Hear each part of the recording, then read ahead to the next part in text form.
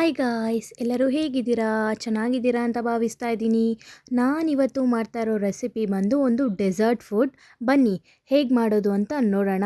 ಈ ಬ್ರೆಡ್ ಪುಡಿಂಗ್ನ ಮೊದಲನೇದಾಗಿ ಇದಕ್ಕೆ ಬೇಕಾಗಿರೋದು ಡ್ರೈ ಫ್ರೂಟ್ಸ್ನ ನಾನಿಲ್ಲಿ ಕಟ್ ಮಾಡಿ ಇಟ್ಕೊಂಡಿದ್ದೀನಿ. ಬಾದಾಮ್ ಆಗಿರ್ಬೋದು, ಪಿಸ್ತಾ ಆಗಿರ್ಬೋದು, ಏನೆಲ್ಲ ಡ್ರೈ ಫ್ರೂಟ್ಸ್ ಇರುತ್ತೆ ಅದನ್ನೆಲ್ಲ ಈ ಥರ ಸಣ್ಣದಾಗಿ ನಾನು ಕಟ್ ಮಾಡಿ ಇಟ್ಕೊಂಡಿದ್ದೀನಿ. ಅದಾದ ನಂತರ ಸ್ವಲ್ಪ ಶುಗರ್ನ ತೊಗೊಂಡಿದ್ದೀನಿ. ಸ್ವಲ್ಪ ಜಾಸ್ತಿ ತೊಗೊಂಡಿಲ್ಲ, ಸ್ವಲ್ಪ ತೊಗೊಂಡಿದ್ದೀನಿ. ಅದಾದ ನಂತರ ಬ್ರೆಡ್ನ ತೊಗೊಂಡಿದ್ದೀನಿ. ಮೈನ್ ಇಂಪಾರ್ಟೆಂಟ್ ಅಂದರೆ ಈ ಬ್ರೆಡ್ ಪುಡ್ಡಿಂಗ್ಗೆ ಬ್ರೆಡ್ಡೇ ಅಲ್ವಾ, ಸೊ ಹಾಗಾಗಿ ಬ್ರೆಡ್ನ ಕೂಡ ತೊಗೊಂಡಿದ್ದೀನಿ. ಹಾಗೂ ಸ್ವಲ್ಪ ಒಂದು ಬೌಲಲ್ಲಿ ಮಿಲ್ಕನ್ನು ಕೂಡ ತೊಗೊಂಡಿದ್ದೀನಿ, ನೋಡ್ತಿರ್ಬೋದು.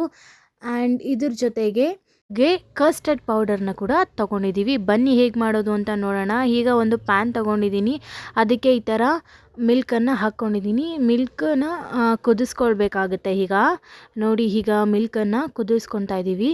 ಹಾಗೆ ಆ ಗ್ಯಾಪಲ್ಲಿ ನಾವು ಇಲ್ಲಿ ಹಾಲನ್ನ ತೊಗೊಂಡಿದ್ವಿ ಅಲ್ವಾ ಕಪ್ಪಲ್ಲಿ, ಸೊ ಅದಕ್ಕೆ ಈ ಥರ ಕಸ್ಟರ್ಡ್ ಪೌಡರ್ನ ಮಿಕ್ಸ್ ಮಾಡ್ಕೊಳ್ಬೇಕಾಗುತ್ತೆ. ನೋಡಿ, ಈ ಥರ ನೀಟಾಗಿ ಮಿಕ್ಸ್ ಮಾಡ್ಕೊಳ್ಬೇಕಾಗುತ್ತೆ. ನೋಡಿ, ಈ ಥರ ಎಲ್ಲೋ ಕಲರ್ ಆಗಿ ನೀಟಾಗಿ ಮಿಕ್ಸ್ ಮಾಡ್ಕೊಬೇಕು. ಆದ ನಂತರ ನೀವಿಲ್ಲಿ ನೋಡ್ತಿರ್ಬೋದು, ಹಾಲು ಕೂಡ ಕಾದಿದೆ. ನೋಡಿ, ಈಗ ಕುದಿ ಬರ್ತಾ ಇದೆ ಹಾಲು ಕೂಡ. ಈಗ ಈ ಕಾಯಿಸಿರೋ ಹಾಲಿಗೆ ಆಗಲೇ ಒಂದು ಕಪ್ಪಲ್ಲಿ ಶುಗರ್ನ ತೊಗೊಂಡಿದ್ವಿ ಅಲ್ವಾ, ಸೊ ಆ ಶುಗರ್ನ ಈಗ ಹಾಲಿಗೆ ಹಾಕ್ಕೊಳ್ಬೇಕಾಗತ್ತೆ.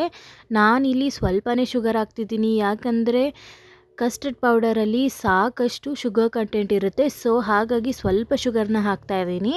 ನೀವು ಅಷ್ಟೇ ನೋಡಿಕೊಂಡು ಹಾಕ್ಕೊಳ್ಳಿ ಶುಗರ್ನ. ನೋಡಿ, ಈಗ ಎಲ್ಲ ಸಕ್ಕರೆ ಕರಗೋವರೆಗೂ ಈ ಥರ ನೀಟಾಗೆ ಮಿಕ್ಸ್ ಮಾಡ್ಕೊಳ್ತಾ ಇರಬೇಕಾಗುತ್ತೆ ಹಾಲನ್ನು. ನೋಡಿ, ಈಗ ನೀವು ನೋಡ್ತಿರ್ಬೋದು, ಇಲ್ಲಿ ಸಕ್ಕರೆ ಕೂಡ ನೀಟಾಗಿ ಚೆನ್ನಾಗಿ ಕರಗಿಸಿದ್ದೀನಿ. ಈಗ ಸಕ್ಕರೆ ಕರಗಿದ ನಂತರ ನಾವು ಆಗಲೇ ಕಸ್ಟರ್ಡ್ ಪೌಡರ್ನ ಹಾಲಿಗೆ ಮಿಕ್ಸ್ ಮಾಡ್ಕೊಂಡಿದ್ವಿ ಅಲ್ವಾ, ಸೊ ಅದನ್ನು ಈಗ ಈ ಕಾಯಿಸಿರೋ ಹಾಲಿಗೆ ನಾವು ಮಿಕ್ಸ್ ಮಾಡ್ಕೊಳ್ಬೇಕಾಗುತ್ತೆ. And actually custard powder mix ಮಾಡಿರೋ ಹಾಲು ಕೂಡ ಕಾಯಿಸಿರೋ ಹಾಲೇ. ನೋಡಿ ಗಾಯ್ಸ್, ಇದು ಕೂಡ ಚೆನ್ನಾಗಿ ಬೆಂದಿದೆ. ಈಗ ನಾನು ಇಲ್ಲಿ ಒಂದು ಚಿಕ್ಕ ಸ್ಮಾಲ್ ಕಂಟೈನರ್ನ ತಗೊಂಡಿದ್ದೀನಿ. ಇದಕ್ಕೆ ನಾವು ಆಗಲೇ ತಗೊಂಡಂಥ ಬ್ರೆಡ್ನ ಈ ಥರ ನೋಡಿ ನೀಟಾಗಿ ಇಡ್ತಾ ಇದ್ದೀನಿ. ಈ ಥರ ಒಂದೊಂದಾಗಿ ಈ ಥರ ಜೋಡಿಸ್ಕೊಳ್ತಾ ಇದ್ದೀನಿ. ನೋಡಿ, ನಾನು ಇಲ್ಲಿರುವ ಕಂಟೈನರ್ಗೆ ಹೇಗೆ ಸೆಟ್ ಆಗುತ್ತೋ ಆ ಥರ ನಾನು ಬ್ರೆಡ್ನ ಕಟ್ ಮಾಡಿಕೊಂಡು ಈ ಥರ ಇಟ್ಕೊಳ್ತಾ ಇದ್ದೀನಿ. ಆ್ಯಂಡ್ ನೀವು ಯಾವ ಥರ ಕಂಟೈನರ್ ತೊಗೊತೀರೋ ಸೊ ಅದ್ರ ಪ್ರಕಾರ ನೀವು ಜೋಡಿಸ್ಕೊಂಡು ಇಟ್ಕೊಳ್ಳಿ ಈ ಥರ. ಆ್ಯಂಡ್ ತುಂಬಾ ಚೆನ್ನಾಗಿರುತ್ತೆ ಗಾಯ್ಸ್ ಈ ಬ್ರೆಡ್ ಪುಡ್ಡಿಂಗು. ನೋಡಿ, ಈಗ ನಾವು ಆಗಲೇ ಮಾಡ್ಕೊಂಡಂತಹ ಮಿಶ್ರಣನ ನಾವಿಲ್ಲಿ ಹಾಕ್ಕೊಳ್ತಾ ಇದ್ದೀವಿ. ನೋಡಿ, ಈ ಥರ ಎಲ್ಲ ನೀಟಾಗಿ ಹಾಕ್ಕೊಂಡು ಪುನಃ ಅದರ ಮೇಲೆ ಮತ್ತೆ ಅದೇ ಥರ ಸೇಮ್ ಪ್ರೊಸೀಜರಲ್ಲಿ ನಾವು ಬ್ರೆಡ್ನ ಒಂದ್ರ ಮೇಲೆ ಒಂದು ಇಟ್ಕೊಂಡು ಬರಬೇಕಾಗುತ್ತೆ. ಆ್ಯಂಡ್ ಈ ಪುಡ್ಡಿಂಗ್ ಕೂಡ ಅಷ್ಟೇ ತುಂಬಾ ಚೆನ್ನಾಗಿರುತ್ತೆ. ಯಾರನ್ನ ಫ್ರೆಂಡ್ಸ್, ಫ್ಯಾಮ್ಲಿ, ಗೆಸ್ಟ್ ಯಾರಾದರೂ ಬಂದಾಗ ಒಳ್ಳೆ ಕೇಕ್ನ ರೀತಿಯಲ್ಲಿ ತುಂಬಾ ಚೆನ್ನಾಗಿರುತ್ತೆ. ಆ್ಯಂಡ್ ಮಕ್ಕಳು ಕೂಡ ತುಂಬಾ ಇಷ್ಟಪಟ್ಟು ತಿಂತಾರೆ. ಡ್ರೈ ಫ್ರೂಟ್ಸ್ ಎಲ್ಲ ಹಾಕಿರ್ತೀವಿ ಅಲ್ವಾ, ಸೊ ಹೆಲ್ತಿ ಅಂತಲೇ ಹೇಳ್ಬೋದು. ಆ್ಯಂಡ್ ಅದಾದ ನಂತರ ಮತ್ತೆ ಪುನಃ ಅದೇ ಮಿಶ್ರಣನ ಮತ್ತೆ ಸೇಮ್ ಪ್ರೊಸೀಜರಲ್ಲಿ ಹಾಕ್ತಾಯಿದ್ದೀವಿ.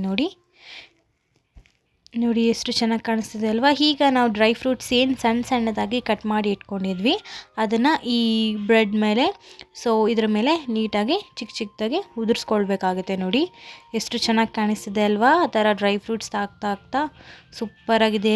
ಹಾಗೆ ಟೇಸ್ಟ್ ಕೂಡ ತುಂಬಾ ಚೆನ್ನಾಗಿರುತ್ತೆ. ಮಕ್ಕಳು ಎಲ್ಲರೂ ತುಂಬಾ ಇಷ್ಟಪಟ್ಟು ತಿಂತಾರೆ ಅಂತಲೇ ಹೇಳ್ಬೋದು. ನೋಡಿ, ಡ್ರೈ ಫ್ರೂಟ್ಸ್ ಎಲ್ಲ ಹಾಕಿದ್ಮೇಲೆ ಎಷ್ಟು ಕಲರ್ಫುಲ್ಲಾಗಿ ಸೂಪರಾಗಿ ಕಾಣಿಸ್ತಿದೆ ಅಲ್ವಾ. ಕಲರ್ಫುಲ್ಲೇ ಅಲ್ಲ, ಟೇಸ್ಟ್ ಕೂಡ ಹಾಗೇ ಇರುತ್ತೆ. ನಮ್ಮ ಮನೆಯಲ್ಲೂ ಅಷ್ಟೇ ಎಲ್ಲರೂ ತುಂಬಾ ಇಷ್ಟಪಟ್ಟು ತಿಂದರು. ಸೊ ಈಗ ಇದನ್ನು ನಾವು ಫ್ರಿಜ್ಜಿಗೆ ಇಟ್ಕೋಬೇಕಾಗುತ್ತೆ. ಫ್ರಿಜ್ಜಲ್ಲಿ ಇಟ್ಟು ತಿಂದರೆ ತುಂಬಾ ಚೆನ್ನಾಗಿರುತ್ತೆ. ಸೊ ಹಾಗಾಗಿ ನೋಡಿ, ಈ ಥರ ಮಾಡಿ ನಾನು ಫ್ರಿಜ್ನಲ್ಲಿ ಇಟ್ಟಿದ್ದೀನಿ. ನೋಡೋಣ, ಇವಾಗ ನೋಡಿ 1 ಅವರ್ ಆಗಿತ್ತು ನಾನು ಫ್ರಿಜ್ನಲ್ಲಿ ಇಟ್ಟು. ನೋಡಿ, ಈಗ ತೆಗಿತಾ ಇದ್ದೀನಿ. ಎಷ್ಟು ಚೆನ್ನಾಗಿ ಕಾಣಿಸ್ತಿದೆ ಅಲ್ವಾ. ವಾವ್, ಸೂಪರಾಗಿದೆ. ಅದು ಆ ಡ್ರೈ ಫ್ರೂಟ್ಸ್ ಎಲ್ಲ ಬಾಯಿಗೆ ಸಿಗ್ತಾಯಿದ್ರೆ ತುಂಬಾ ಮಜವಾಗಿರುತ್ತೆ, ತಿನ್ನೋಕ್ಕೂ ಕೂಡ ಸೂಪರಾಗಿರುತ್ತೆ. ನೋಡಿ, ಈ ಥರ ಕಟ್ ಮಾಡ್ತಿದ್ರೆ ಎಷ್ಟು ಚೆನ್ನಾಗಿದೆ ಅಲ್ವಾ. ತಿನ್ನಬೇಕು ಅಂತಲೇ ಅನ್ನಿಸ್ತಾ ಇದೆ. ಸೊ ನೋಡಿ ಎಷ್ಟು ಚೆನ್ನಾಗಿದೆ. ಆ್ಯಂಡ್ ಪಿಸ್ತಾ ಆಗಿರ್ಬೋದು, ಬಾದಾಮ್ ಆಗಿರ್ಬೋದು ಎಲ್ಲ ಬಾಯಿಗೆ ಸಿಗ್ತಾಯಿದ್ರೆ ತುಂಬಾ ಸೂಪರಾಗಿತ್ತು ಕೂಡ. ಎಲ್ಲರೂ ತುಂಬಾ ಚೆನ್ನಾಗಿ ಇಷ್ಟಪಟ್ಟು ತಿಂದರು. ಸೊ ನೋಡಿ, ಈ ಥರ ಬಂದಿತ್ತು. ಈ ಡೆಸರ್ಟ್ ರೆಸಿಪಿ ನಿಮಗೆ ಇಷ್ಟ ಆಗಿದ್ದರೆ ಪ್ಲೀಸ್ ಲೈಕ್ ಮಾಡಿ, ಶೇರ್ ಮಾಡಿ ಹಾಗೂ ಕಮೆಂಟ್ ಮಾಡಿ. ತಪ್ಪದೇ ನಮ್ಮ ಚಾನಲ್ನ ಸಬ್ಸ್ಕ್ರೈಬ್ ಮಾಡಿ. Thank you. Keep watching.